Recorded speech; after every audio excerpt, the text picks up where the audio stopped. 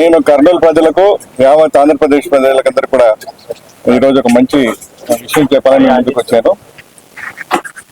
నేను 20,000 ఆపరేషన్ చేసిన ఒక మంచి సర్జన్ గా, ఒక డాక్టర్ గా ఎంతో మంది బాధలను చూశాను. వాళ్ళ బాధలను నయం చేసి ఇంటికి పంపించేటప్పుడు వాళ్ళు నవ్వుతున్నప్పుడు నాకు ఎంతో సంతోషం అనిపించేది. అదేవిధంగా కర్నూలు ప్రాంతంలో వలసలు చూశాను, ఆత్మహత్యలు చూశాను. అవి చూసిన తర్వాత మరి నేను ఒక డాక్టర్గా కాకుండా ఒక రాజకీయ నాయకుడిగా ముందుకు రావాలని చెప్పేసి ప్రయత్నం చేసి ఒక ఎంపీ అయ్యాను. నేను ఎన్నో ఆశయాలు, ఎన్నో హామీలు ఇచ్చి ప్రజలకు మీకు ఇది చేస్తాను, అది చేస్తానని చెప్పేసి ఎంపీ అయ్యాను. అయిన తర్వాత నేను విశ్వ ప్రయత్నం చేశాను. వారికి నా మంచి సదుపాయాలు కల్పించాలని చెప్పి, మా ప్రాంతంలో వలసలు ఆపాలని చెప్పి, మా రైతులకు నీళ్లు ఇవ్వాలని, నా అభ్యర్థనలను కూడా ఒక అరణ్య రోదనలాగా అయిపోయింది. నాకు కంఠశోష తప్ప ప్రతిఫలం ఏమీ దక్కలేదు. నేను కేంద్ర ప్రభుత్వం నుంచి కొన్ని నిధులు తీసుకొచ్చి కొన్ని అభివృద్ధి కార్యక్రమాలు చేశాను. అవి మాత్రమే నా క్రెడిట్కు మిగిలిపోతున్నాయి. ఇంకో రెండో విషయం,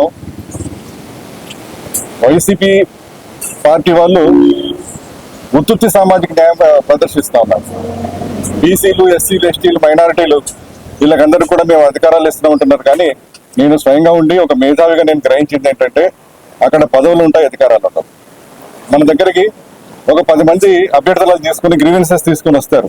10 మందిలో కనీసం ఒకరికి ఇద్దరికి వాళ్ళు న్యాయం చేయగలిగితే ఈ ఎంపీ పదవి కానీ, ఎమ్మెల్యే పదవి కానీ న్యాయం జరిగినట్టు ఉంటుంది.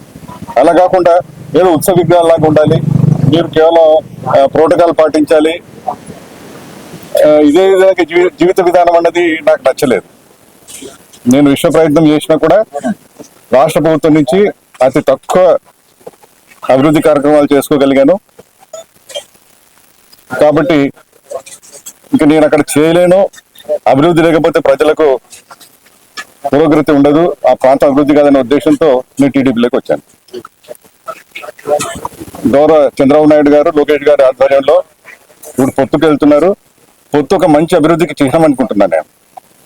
జనసేన, కేంద్ర ప్రభుత్వం, బీజేపీ వీళ్ళందరూ కలిస్తే ఆంధ్ర ప్రాంతం మంచి అభివృద్ధి చెందుతుందని నేను ఆశతో, వీరి నిజాయితీ నిబద్ధతను చూసి నేను ఈరోజు టీడీపీలో చేరడం జరిగింది. ముఖ్యంగా కర్నూలు ప్రాంతంలో ఉన్న సమస్యల గురించి నేను నారా చంద్రబాబు నాయుడు గారికి వివరించాను. మేము తప్పకుండా దాని మీద కాన్సన్ట్రేట్ చేస్తాము. గత వచ్చే 5 సంవత్సరాల్లో తప్పకుండా ఇవన్నీ కూడా మేము నెరవేరుస్తాము. నీళ్ళ విషయం కానివ్వండి, వలసలు తగ్గించడానికి ప్రయత్నం కానివ్వండి, ఉపాధి అవకాశాలు, సంపద సృష్టి, ఇవన్నీ కూడా మేము తప్పకుండా నెరవేరుస్తామని చెప్పి గౌరవ చంద్రబాబు నాయుడు గారు మాకు హామీ ఇచ్చారు. నా దృఢ సంకల్పం ఏంటంటే, కర్నూలు ప్రాంతంలో వలసలు నివారించాలి, ఉపాధి కల్పించాలి. యువత కూడా వలసలు వెళ్తున్నారు, చదువుకున్న యువత కూడా వలసలు వెళ్తున్నారు. సో యువతకు ఉపాధి చూపించాలి, వలసలు వెళ్తున్న రైతులకు ఉపాధి చూపించాలి. మేము సంవత్సరానికి ఒక పంట పండించుకోవడం గగనం అయిపోతామండి. మాకు 50 టీఎంసీ నీళ్లు తుంగభద్రలో పారుతున్నా కూడా మేము వాటిని నిల్వ ఉంచుకునే పరిస్థితి లేదు. కాబట్టి మా దగ్గర దారిద్ర్యం ఎక్కువ, వలసలు ఎక్కువ. మా కర్నూలు ప్రాంతం అంతా కూడా ఒక నల్ల ఎడారిలాగా కనిపిస్తామండి. అందరూ అనుకుంటారు అది ఎత్తైన ప్రాంతం, వర్షం చాలా తక్కువ ఉంటుంది కాబట్టి అక్కడ నీళ్లు లేవనుకుంటారు. కానీ తప్పు, చూత తప్పు. మాకు 50 టీఎంసీ 50 టీఎంసీల నీరు మా ప్రాంతంలో పారుతుంది తుంగభద్ర నదిలో. కోణమూరులో పెద్ద పెద్ద మహానుభావులు అక్కడ రాజ్యం వెళ్ళినారు, కానీ ఇంతవరకు కూడా తాగే నీళ్లు లేవు. నేను పులకర్తి లిఫ్ట్ ఇరిగేషన్ స్కీమ్ అంతా డిపిఆర్ తయారు చేసేసి ముఖ్యమంత్రి గారికి హ్యాండ్ ఓవర్ చేసి రెడీ టు జీవో కూడా రిలీజ్ అయింది. కానీ పనులు లేవు, ఎందుకంటే నిధులు లేవు. సో మనం ఒక చిన్న గ్రామానికి, ఒక 40,000 జనాభా ఉన్న ఒక గ్రామానికి లేకపోతే ఒక పట్టణానికి త్రాగే నీళ్ళు ఇవ్వలేకపోతే, గత 10 సంవత్సరాల నుంచి హామీలు ఇస్తుంటే కూడా కేవలం 100 కోట్ల రూపాయలతో మన అభివృద్ధి కార్యక్రమం చేయలేకపోతే, తాగే నీళ్ళు ఇవ్వలేకపోతే ఇంకా రాజకీయాలు ఎందుకు అనిపించింది? మా కర్నూలు నగరం 2 నదుల మధ్యలో ఉన్నది. తుంగభద్ర, అంద్రి ఒక సంగమేశ్వరం లాగా ఉంటుంది. ఇవి వెళ్ళి కృష్ణలో కలుస్తాయి. ఈ సంగమేశ్వరం ఈ ఏరియాలో కూడా మాకు తాగే నీళ్లు లేవని చెప్తే ఎంత క్లిష్ట పరిస్థితులు ఉందో మీకు అర్థమవుతాం. మరి నేను విశ్వ ప్రయత్నం చేశాను, ఎన్నో దఫాలు ప్రయత్నం చేసి మెమరాండమ్స్ ఇచ్చాను. కానీ మాకు అక్కడ పరిస్థితి ఏంటంటే అపాయింట్మెంట్స్ ఉండవు. ఎంపీలకు ఎమ్మెల్యేలకు అపాయింట్మెంట్స్ ఏ ఉండవు, కొన్ని వర్గాలకు మాత్రం ఉంటాయి. నాకు పర్టికులర్ గా కేవలం 2 సార్లు అపాయింట్మెంట్ దొరికింది. అంటే ఫేస్ టు ఫేస్ కూర్చొని మాట్లాడుకోగలిగాను. ఒకసారి అభివృద్ధి కార్యక్రమాల గురించి మొత్తం ఒక బుక్లెట్ తయారు చేసి గౌరవ ముఖ్యమంత్రి గారికి ఇచ్చాను. రెండవసారి కంచి చిరంజీవిని పార్టీలో చేర్పించినప్పుడు నన్ను పిలిచారు. వాళ్ళు ఏ మాటలు చెప్పమన్నారో అది వచ్చి నేను మీడియా ముందు చెప్పాను. అంతకు తప్పి నేను ఎప్పుడు కూడా మాకు నియోజకవర్గం గురించి ముఖ్యమంత్రి గారితో కలిసే అవకాశం నాకు రాలేదు. నాకు చాలా అంటే ఈ రోజు టికెట్ గురించి డిస్కషన్ జరగలేదు. నేను వితౌట్ ఎనీ కండిషన్స్ మీ పార్టీలో వస్తున్నాను సార్ అని చెప్పాను. అవకాశం ఉంటే తప్పకుండా మీకు ఏదో ఒకటి ఏర్పాటు చేస్తామన్నారు.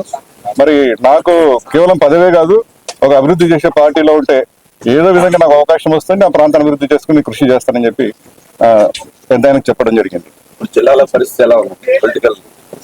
పొలిటికల్ 90% టీడీపీ వచ్చే అవకాశం అని చెప్పి నా వ్యక్తిగత అభిప్రాయం. ఎందుకంటే మేము క్షేత్రస్థాయిలో, గ్రామీణ స్థాయిలో కూడా మాకు చాలా పరిచయాలు ఉంటాయి. వాళ్ళు చెప్పడం ఏంటంటే, అన్న పథకాలు ఉన్నాయి కానీ కేవలం 2,000 3,000తో మా జీవితం సాగదు కదా, ఒక కుటుంబం నడవాలంటే కనీసం 10,000 కావాలి అన్నారు. ఇంకోటి వాళ్ళు అడిగిన ఒకటే ఒక ప్రశ్న, అన్న మీరు ఎన్ని పథకాలు ఇస్తున్నా వలసలు ఆగలేదు ఎందుకన్నా అంటున్నారు. మా ప్రాంతం నుంచి 10 సంవత్సరం 2,50,000 మంది బయటికి వెళ్తారు. ఆ 2,000 3,000 ఇవ్వడం వల్ల, పథకాలు ఇవ్వడం వల్ల వలసలు ఆగడం లేదు. అది కేవలం ఒక ఉపశమనంగా జరుగుతా ఉంది. ప్రజలు చెప్తా ఉన్నారు, ఎవరైతే పథకాలు తీసుకుంటున్నారో వాళ్ళే అంటున్నారు, ఉదయం వస్తున్నాయన్నా సాయంత్రం కింద జేబులు ఖాళీ అయిపోతున్నాయి అని చెప్పి ఇది అందరికీ తెలిసినదే. వాళ్ళు నేను స్వయంగా కూడా విన్నాను. కాబట్టి అక్కడ కర్నూలు ప్రాంతంలో మా 7 నియోజకవర్గాల్లో కూడా నాకు తెలిసి 7 టీడీపీ గెలిచే అవకాశం ఉందని చెప్పి నేను భావిస్తున్నాను. సో యువతకు కూడా చాలా ఉపాధి అవసరం అక్కడ. మీరు ఇంకోటి ఆశ్చర్యకరమైన విషయం చెప్తాను, మొత్తం మన life expectancy 70 or more than 70 ఉంది ఇండియాలో. కానీ మా ప్రాంతంలో లైఫ్ ఎక్స్పెక్టెన్సీ అంటే ఆయురార్థం కేవలం 68 సంవత్సరాలే. అంటే మా ప్రాంతంలో 2 సంవత్సరాల ముందే చనిపోతున్నారు ప్రజలు. దీనికి అనేక కారణాలు ఉన్నాయి. పేదరికం, అక్కడ రేడియేషన్ ఎక్కువ ఉంది. మాకు సుమారు 75 గ్రామాల్లో ఫ్లోరైడ్ ఉంది. ఈ ఫ్లోరైడ్ ఉందంటే దీనివల్ల కిడ్నీ ప్రాబ్లమ్స్ వస్తాయని పలు సార్లు చెప్పాను. ఒకసారి కలెక్టర్ గారు వార్నింగ్ ఇచ్చారు, సార్ మీరు ఈ విషయం ఎక్కువ రైజ్ చేయకూడదు, మాకు సీఎంఓ నుంచి ఇన్స్ట్రక్షన్స్ వచ్చాయి, మీరు ఫ్లోరైడ్ గురించి మాట్లాడకండి. సో ఇట్లా అన్నిటికీ కట్టిపడేశారు. ఇప్పుడు ఎందుకు ధైర్యం చేసి బయటకు వచ్చామంటే, సరే ఆ పార్టీ చిహ్నంలో గెలిచాం కదా, ఇంకా 5 సంవత్సరాలు అయిపోయింది అనేసి ఇప్పుడైనా కూడా ఉన్న వాస్తవాలు ప్రజలకు చెప్పాలనే ఉద్దేశంతో నాకు ఈ అవకాశం ఉపయోగించుకుంటున్నాను.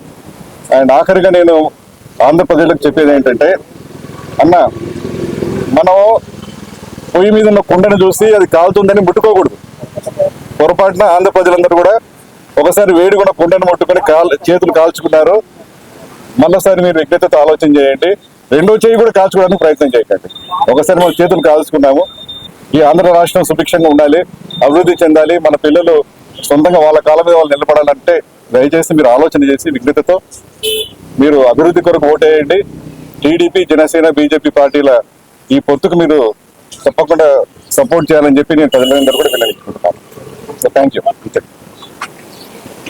For more interesting updates, please subscribe Manavarathi YouTube channel.